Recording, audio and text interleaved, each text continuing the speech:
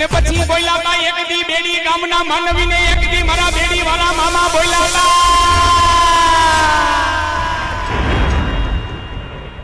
હે હામરો હામરો બેડીના માનવીઓ આ ધરતી માથે હું મોરબીના રોડ વાળો આજ બેડી વાળો મામો બોલું હે અને તેથી બેડી ગામના માનવીઓ તેથી મારા મોજીલા મામાને કહેતા હોય એ દાદા અને આ તારું નામ લઈને કહેતા તમે ગમે ત્યાં જાય અમારા બેડી વાળા મામા મારું ધ્યાન રાખજો હો એ જાવ જાવ બેડીના માનવીઓ જગતની માલિકો મારું નામ લઈને હાલ્યા જાવ